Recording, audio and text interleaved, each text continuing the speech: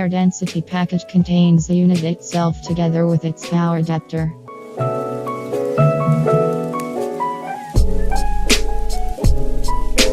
Some may include external battery backup, but this is part of Airspan future roadmap. It is recommended that the AirDensity should be placed near the window in order to capture best donor signal quality. Install the AirDensity on the recommended location.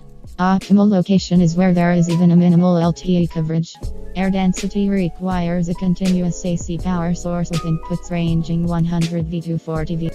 For this current deployment, once the AirDensity was plugged in a source, a cold reboot must be done. Wait for about 12-15 minutes before the unit becomes fully operational and all LED are lit up. For this demo, LED color is not yet relevant, either red and green. Open the protective cover under the unit to reveal the power supply and console. Locate the hole where you need to press using an ordinary SIM ejector tool.